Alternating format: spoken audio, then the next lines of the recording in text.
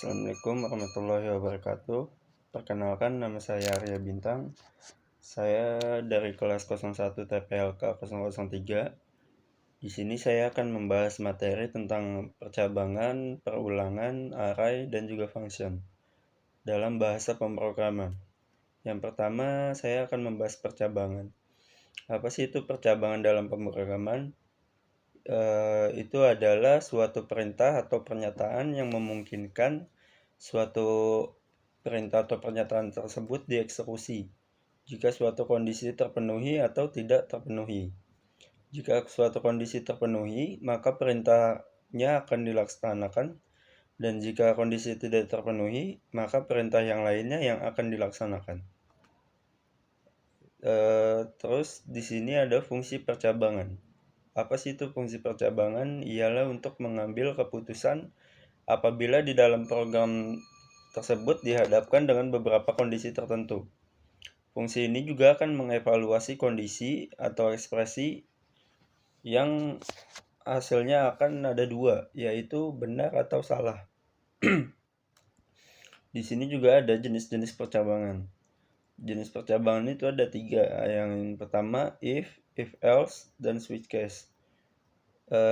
Yang pertama if ialah percabangan yang hanya memiliki satu blok pilihan saat kondisi bernilai benar. Yang kedua, if else adalah percabangan yang digunakan untuk mengeksekusi beberapa kondisi, jika kondisi benar dan jika kondisi salah. Yang terakhir adalah switch case, ialah percabangan yang digunakan untuk menyeleksi sebuah variabel. Apabila variabel tersebut datanya sama, maka akan mengeksekusi sebuah blok kode. Di sini juga ada yang kedua, saya akan membahas perulangan. Apa itu definisi perulangan? Ialah serangkaian langkah atau instruksi yang digunakan untuk secara berulang untuk menyelesaikan suatu tugas. Sedangkan dalam pemrograman, definisi perulangan adalah instruksi kode program yang bertujuan untuk mengulang beberapa baris perintah secara berulang-ulang selama kondisinya masih memenuhi. Di sini juga ada jenis perulangan. Jenis perulangan itu ada 2, yaitu counted loop dan uncounted loop. Counted loop merupakan perulangan yang jelas dan sudah tentu banyak perulangannya. Yang kedua, uncounted loop merupakan perulangan yang tidak jelas dan berapa kali ia harus mengulang. Di sini juga ada struktur perulangan. Yang pertama while, do while, dan for.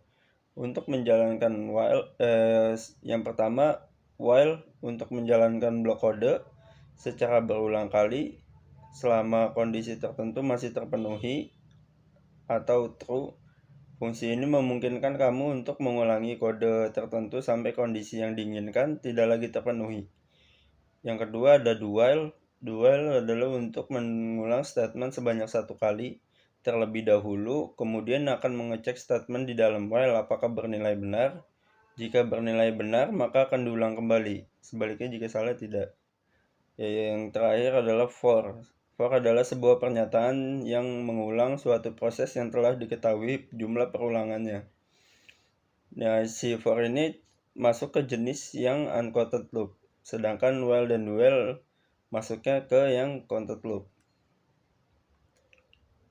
Yang ketiga, saya akan membahas tentang tipe data array. Tipe data array adalah tipe data yang memiliki tipe data yang lain. Data array ini proses penyimpanan data ke variabel jadi lebih mudah, dan terutama adalah apabila data tersebut jumlahnya banyak. Array juga termasuk salah satu tipe data yang cukup terstruktur, yaitu terdiri dari beberapa komponen yang memiliki tipe data yang sama. Contohnya, pada satu array terdiri dari bilangan bulat atau bilangan saja. Di sini juga ada jenis-jenis array.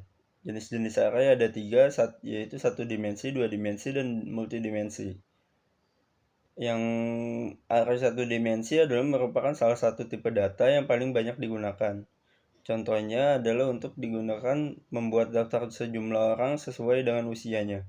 Maka syarat yang harus dimasukkan dalam menentukan elemennya yaitu adalah usia. Array 2 dimensi. Array dua dimensi merupakan tipe data yang memakai dua elemen. Jadi jika kita bisa memasukkan dua elemen sekaligus. Yang ketiga yaitu dan terakhir adalah array multidimensi. Jenis array ini tipe dengan dimensi yang banyak, biasanya lebih dari 2, dan contohnya array 3 dimensi.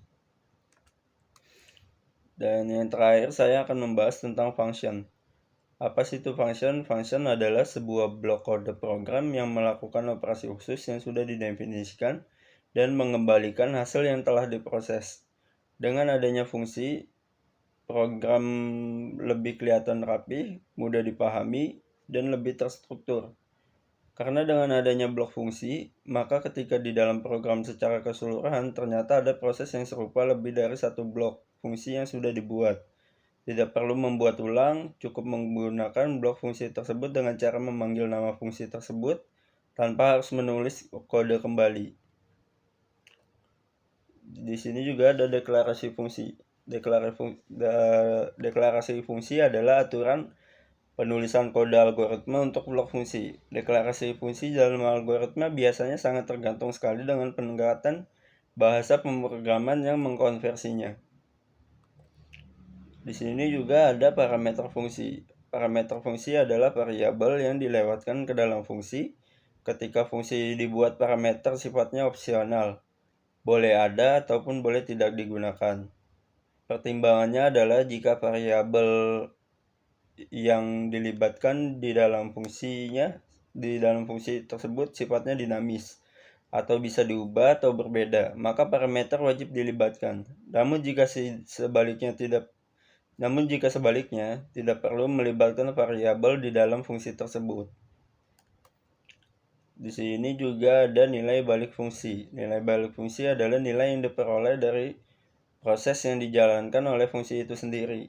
Tipe data nilai balik fungsi sesuai dengan yang didefinisikan oleh fungsi itu sendiri. Jika tipe datanya integer, maka nilai baliknya juga harus integer. Jika tipe datanya string, maka nilai baliknya yang dikembalikan juga harus berformat string. Tidak bisa sebaliknya. Ya, cukup sekian dari saya. Terima kasih. Assalamualaikum warahmatullahi wabarakatuh.